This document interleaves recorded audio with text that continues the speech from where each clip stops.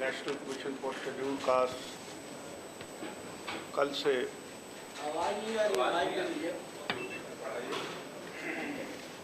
ये लीजिए, वो तो मैंने किया है। कल से पटना में बिहार प्रदेश सरकार की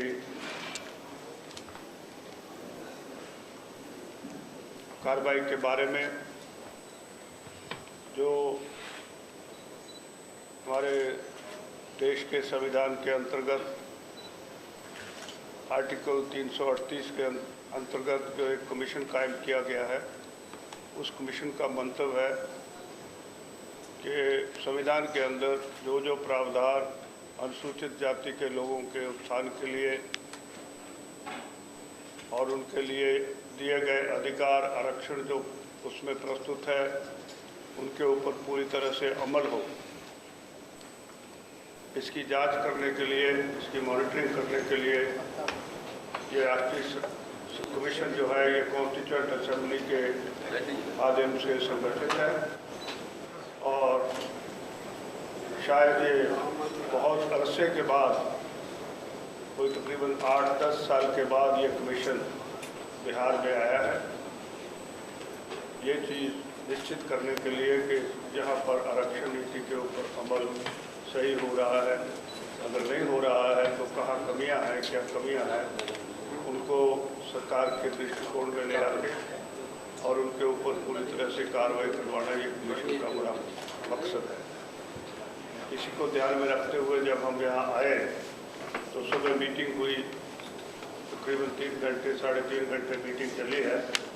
उसमें सभी विभागों के सचिव और बिहार के मुख्य सचिव, पुलिस के महानिदेशक और हमारे यहाँ के माननीय मंत्री जी, ये सब प्रस्तुत रहे।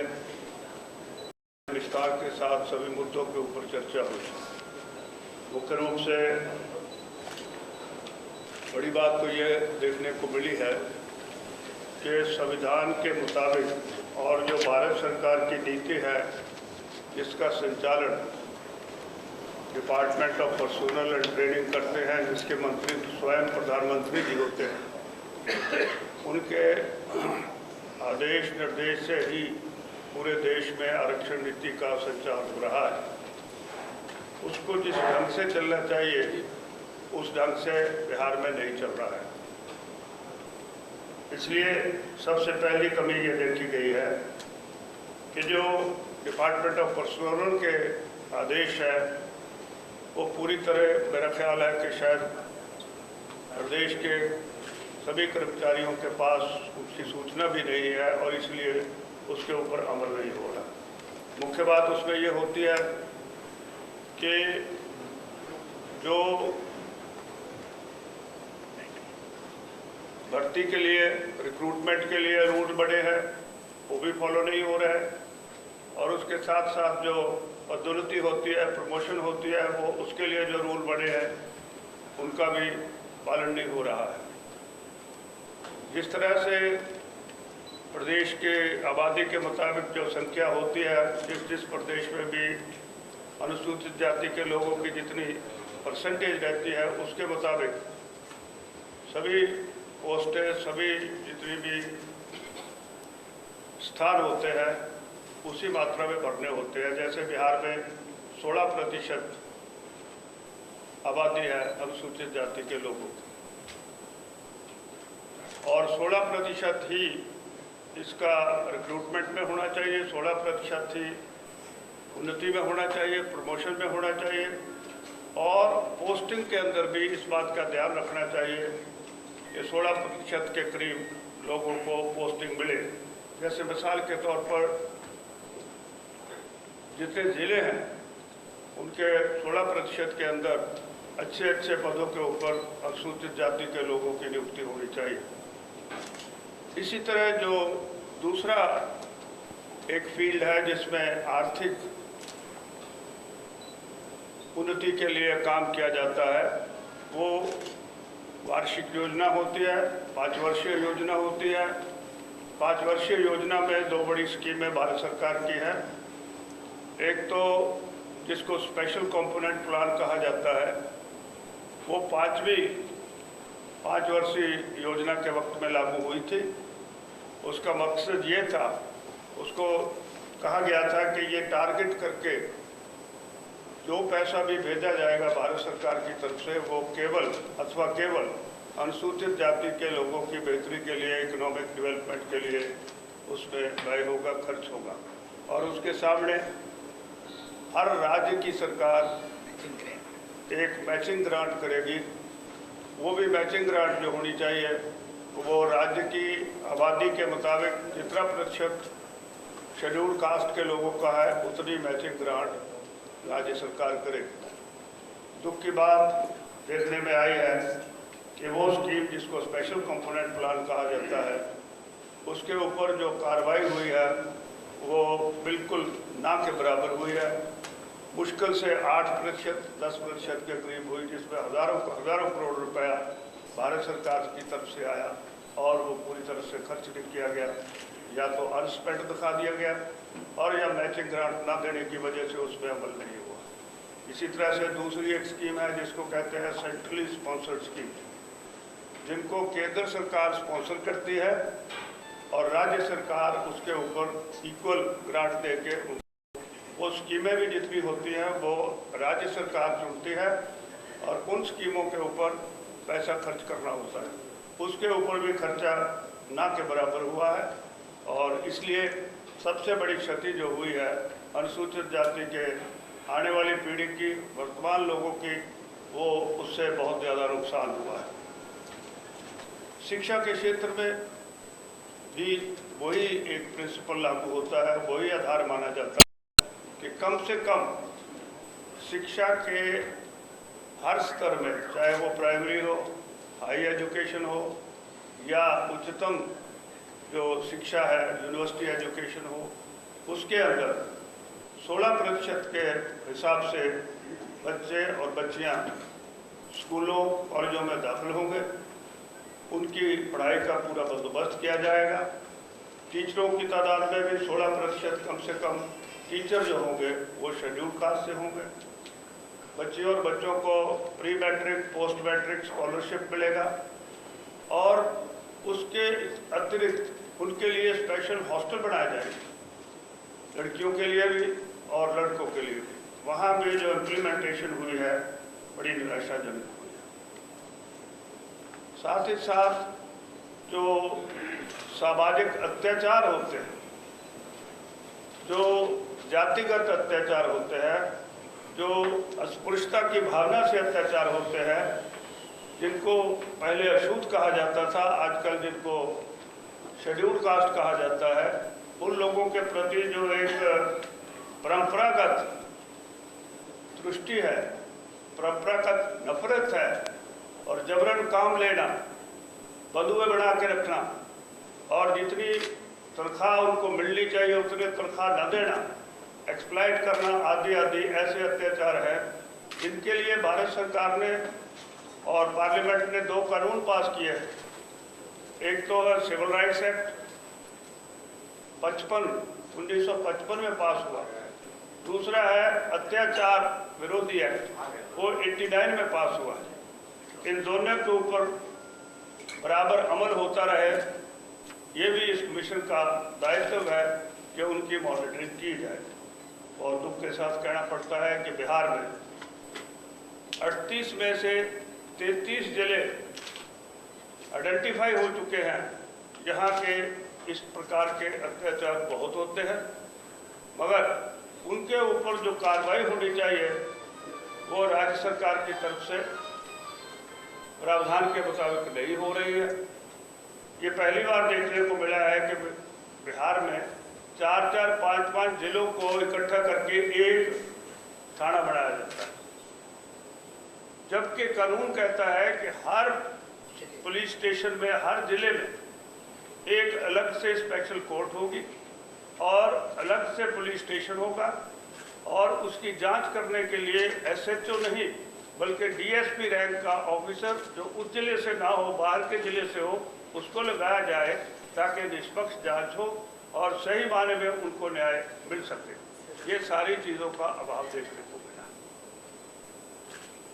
इसके अलावा भी बहुत सारे ऐसे मुद्दे सामने आए जिनको देखने के बाद निराशा हुई है और हमने मुख्य सचिव और उनके साथियों से आज हमने ये कहा है कि हम डीओपीटी के सर्कुलर भी भेजेंगे, भारत सरकार के अध्यादेश भी भेजेंगे और ये 2 कानून जो है मूल रूप से इनकी भी प्रतिलिपि भेजेंगे ताकि इनके ऊपर विधिवत ढंग से बाज़ाब्ता इनके ऊपर अमल हो सके।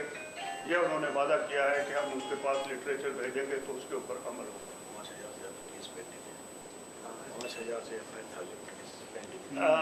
ऐसा अगर मैं विस्तार में जाऊं तो जो केस दर्ज होते हैं उन केसों के ऊपर कितनी कार्रवाई होती है, एफआईआर होती है, फिर कचहरी में जाते हैं और कचहरी में जाके कितनों के ऊपर फैसला होता है। आपको सुन के दुख होगा, आपको एक आश्चर्य होगा कि केवल 2% केस ऐसे हैं जो आखिरी फैसले तक पहुँचे हैं। 5000 से अधिक कचहरियों में केस आज भी धक्के खा रहे हैं जिनके ऊपर किसी किस्म की कार्रवाई नहीं। और एक और बड़ी अजीब बात देखने को मिली है कि सरकार की तरफ से जो वकील किए जाते हैं उनको 50 रुपये प्रतिदिन दिए जाते हैं। अब 50 रुपये में 2 बार दिन में चाय पी लो तो 50 रुपये खत्म हो जाते हैं। इतनी मतलब इतना बेरहमी के साथ इन चीज़ों के ऊपर अमल करवाने के लिए जो काम हो रहा है, ये किसी एक व्यक्ति या किसी एक पार्टी शीर्ष दल की बात नहीं है। कई सालों से बिहार में ऐसा हो रहा है। इसलिए कमीशन ने देख के अपनी जो दुख प्रकट किया है और हमने संकल्प दिया है कि हम अपना सारा उद्यम करने के बाद राज्य सरकार को साथ सारा कुछ उनको लिटरेचर देने के बाद एक रिपोर्ट अपने राष्ट्रपति महोदय को देगा। और जब मैंने नौकरियों की बात की है तो उसमें एक और बात देखने को मिली है कि बिहार में आज के दिन में 2.5 लाख के करीब ऐसी पोस्टें हैं जो जिनके ऊपर शेड्यूल्ड कास्ट को भर्ती करके लगाना चाहिए, उनके ऊपर शेड्यूल्ड कास्ट नहीं लगे हैं। इसके लिए भी हमने आदेश किया है कि इसको बैकलॉग बोलते हैं, स्पेशल ड्राइव करके ये बैकलॉग भर्ती करेंगे, तब जाके वो 16% तक आ पाएंगे। ऐसे ये मुद्दे थे जो हम आपकी से सब देखने के लिए लाइजन ऑफिसर नहीं है। और सबसे बड़ी बात जिसका अभाव देखने को मिला है कि हर प्रदेश के अंदर, भारत सरकार के अंदर भी और जितनी पब्लिक अंडरटेकिंग्स हैं उनके अंदर भी इस चीज़ को सुनिश्चित करने के लिए कि आरक्षण नीति जो है सही मानों में लागू है, चीफ लाइजन ऑफिसर होता है वो नहीं है। स्टेट लेवल पर एक चीफ लाइजन ऑफिसर होना चाहिए और हर विभाग में एक लाइजन ऑफिसर होना चाहिए। एक रोस्टर मेंटेन किया जाता है, वो रोस्टर भी नहीं मिला। इसलिए इन सारी चीज़ों को देख के कमीशन ने आज बिहार के प्रशासन को आगाह किया है कि जल्दी से जल्दी इसके ऊपर अमल किया जाए ताकि हम अपनी रिपोर्ट जो है राष्ट्रपति महोदय को देनी है, उस रिपोर्ट में हम शामिल कर सकें कि बिहार में कैसे इस काम को सुधारा जाए। आपको प्रश्न पूछना हो तो हम हाजिर हैं। मैं हूँ, मेरे साथी हैं वाइस चेयरमैन साहब प्रोफेसर कामले जी महाराष्ट्र से हैं और मध्य प्रदेश से श्रीमान बोध जी हैं। दोनों ही अनुभवी और बहुत ही अपने क्षेत्र में और ख़ास करके अनुसूचित जाति के लोगों के लिए पूरी जिंदगी समर्पित किए हुए हैं। मेरे साथ पर आए। मेरा नाम बूटा सिंह है, बूटा नहीं है। मैं पिछली बार भी जब यहाँ था पता नहीं क्या हो गया कि लोग पूरा नाम भी नहीं लेना जानते। सिंह साहब, ऐसा है कि ये पिछली बार भी ये मामला तो बहुत पहले से चले आ रहे हैं, तो कमीशन की नींद इतने लेट से क्यों खुली? कमीशन की नींद तो आपने लेट से कह दी। जो पता नहीं कुएं में गिरे हुए हैं उनके लिए क्यों नहीं बोलते आप? कमीशन आया है, 26 स्टेट्स हैं, 4 यूनियन टेरिटरी हैं और पूरा दौरा करने के बाद अभी बिहार, गुजरात, बंगाल और राजस्थान बाकी है। 4 स्टेटें अभी पूरी करनी है। आप बात करते वक्त मजाक मत करो, सीरियस होकर बात करो। नहीं, दूसरे राज्यों में इससे अच्छा काम हो रहा है। हाँ, अनुसूचित दूसरे जाति का- राज्यों में जो काम हो रहा है अपनी रिपोर्ट में पेश कर रहे हैं। बिहार में अनुसूचित जाति आयोग नहीं बना, इसके लिए कुछ ये प्रावधान जरूर है, मगर इसको मजबूर नहीं कर सकते। कुछ प्रांतों में है, कुछ प्रांतों में नहीं है। आप कुछ पहल करेंगे क्या बिहार में लागू? हाँ जी, बिहार में आयोग बने, इसके लिए ये पार्लियामेंट का लॉ पहले पास किया हुआ है, मुझे कहने की जरूरत नहीं है। बहुत सारे प्रांतों में है और बहुत सारे प्रांतों में नहीं है। वो बनाना चाहे तो उनको पूरा हक है। स्टेट गवर्नमेंट के ऊपर है कि उसको मानने के लिए तैयार हुए। आपका जितना भी फाइलिंग्स है वो तो एडवर्स है, गवर्नमेंट के खिलाफ है, तो आपको लगता है जो हमने अनुभव किया है वो हमने आपको बता दिया है, उनको भी बता दिया है। उम्मीद करेंगे कि जैसे ही उनके पास नॉर्म्स आ जाएंगे, उनके पास परफॉर्मे आ जाएंगे, उसके ऊपर अमल होगा। ये रिपोर्ट कब तक सबमिट करेंगे? ये हम रिपोर्ट दे देंगे 1 महीने के अंदर। राष्ट्रपति जी को देंगे, किसको देंगे सर? हमारी रिपोर्ट सीधी राष्ट्रपति के पास जाती है। ये कॉन्स्टिट्यूशनल कमीशन है। नहीं, अनुसूचित जाति में महादलित आयोग होता है क्या? पहली बात तो है तो दलित शब्द जो है ये संविधान में नहीं है, हाँ। इसलिए अनुसूचित जाति है। तो जो भी किसी नीति में बदलाव करना हो, किसी नीति में उन्होंने कोई चीज नई जोड़नी हो, तो आर्टिकल 338 की क्लास 9 कहती है कि सबसे पहले उसको प्रस्ताव को कमीशन के पास भेजा जाए।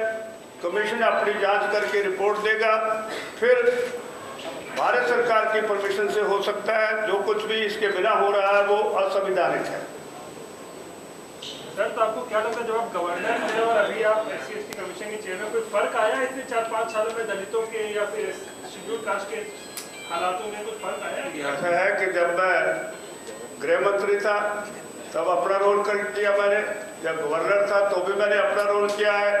अब जब मैं इस क्षेत्र में आया हूँ, राष्ट्रीय अध्यक्ष बनने के बाद अपने साथियों के साथ पूरी टीम को लेकर चला हूँ, तो हम किसी पार्टी का चेहरा नहीं देखते हैं। जो कुछ हमें सच देखने को मिलता है उसके ऊपर हम अपनी राय देते हैं और सुझाव देते हैं और रिपोर्ट अपनी राष्ट्रपति महोदय को देते हैं। बिहार में जो SC लोगों के जो हालात, बिहार में जो शेड्यूल्ड ट्राइब लोगों के जो हालात हैं, उसमें कोई फर्क आया कि नहीं पिछले 5 सालों में? जब आप गवर्नर हुआ करते थे। ऐसा है कि एक सर्वेक्षण छपता है जो गृह मंत्रालय की तरफ से छपता है, उसमें बिहार का दर्जा 4 नंबर पर है।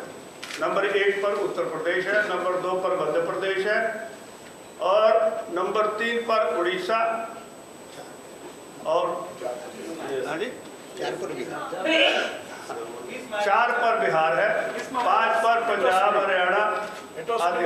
एट्रोसिटीज के बारे में और दलित और अनुसूचित जातियों के अत्याचार के बारे में उत्पीड़न SC कम्युनिटी के उत्पीड़न कहा जाता है। 2008 की ये फिगर ये 2008 की फिगर है। ये भारत सरकार के गृह मंत्रालय की फिगर है। इसमें बिहार का रैंक नंबर 4 है। विगत 5 वर्षों में स्थिति सुधरी है और खराब हुई है? अगर सुधरी होती तो ये नंबर 4 पर नहीं होते, ये नीचे गए होते। स्थिति ज्यादा नहीं सुधरी है। अनुसूचित जाति के लिए इतना रुपया भारत सरकार का आ रही है, बिहार सरकार खर्च नहीं कर रही है, इसके बारे में क्या करें? मैंने बोल दिया। हाँ, क्या? हाँ, बोल दिया ना मैंने। खर्च नहीं कर रहे हो? मैंने कहा नहीं खर्च हो रहा है, तो फिर मुझे हाँ बोल रहे हो, मैं मुख्यमंत्री हूँ क्या? जो कमियां थी वो आपको बताई, आपको बता दिया। क्या कमियां हैं जो करना चाहिए? तो सैकड़ों करोड़ रुपए इस्तेमाल नहीं हुए, मैं कह चुका। बिहार सरकार कह रही है कि हमने बहुत कुछ किया इतने 5 सालों में, दावे कर रही है। तो फिर इसको छापो ना। ये कन्विक्शन रेट के बारे में आपने बताया। हर गवर्नमेंट अपनी पब्लिसिटी के लिए एडवर्टाइजमेंट देती है, ये वही है। जो वस्तु स्थिति हमने देखी वो आपके सामने रख दी। ये दलित शब्द का आपने कहा कि संविधान में इसका कोई उल्लेख नहीं है और बिहार सरकार ने एक नया वर्ड पॉइंट कर दिया है, महादलित। मैंने पहले कह दिया असंवैधानिक है। ये कन्विक्शन रेट बढ़ाने के लिए आपने कोई सुझाव दिए हैं? कन्विक्शन रेट जो आपने कहा कि 2% लॉजिकल, दिया, हमने सुझाव दिए कैसे इम्प्रूव हो सकता है। पूरा 3-4 घंटे लगा के समझाया हूँ। और ये महादलित आयोग के गठन को के बारे में क्या कहेंगे? हमने जब कह दिया कि संविधानिक है, हम इसको मानते ही नहीं है। अनकॉन्स्टिट्यूशनल है भैया। वो तो राज्य सरकार जवाब दे। अगर संविधान के मुताबिक फॉलो किया होता तो इसका ये रूप नहीं होता जो इस वक्त देखने को मिल रहा है। इसके बारे में राज्य सरकार को जवाब तलब करेंगे आप? भैया आज यही तो मैंने कहा है शुरू में, आप एकदम तो भूल गए, सारा कुछ मैंने कह दिया उनको। आपके आने से पहले 3.5 घंटे लगाए हैं, यही बातें बताई उन्होंने बताया कि अनकॉन्स्टिट्यूशनल है, इलीगल है, जो कमीशन बनाया हो, बना नहीं सकते। भंग करने के लिए कहेंगे क्या आप? आर्टिकल 338 सबसेक्शन 9 के अंतर्गत वो नहीं बना सकते। बिना कमीशन की राय के, बिना पार्लियामेंट के पास होने से कोई भी स्टेट गवर्नमेंट नहीं बना सकती। महादलित आयोग को भंग करने के लिए आप कहेंगे क्या? जब बना ही नहीं सकते तो जब बना ही नहीं सकते तो भंग क्या है? हमारे हक में जो है, हाथ में जो है, वो हम राष्ट्रपति महोदय को लिखेंगे। आगे भारत सरकार क्या करे उसका जवाब हम नहीं दे सकते। धन्यवाद।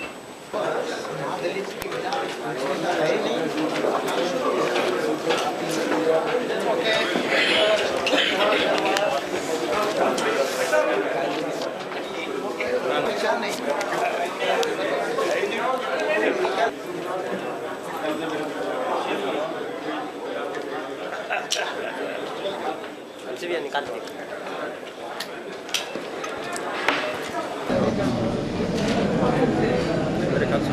हो गया।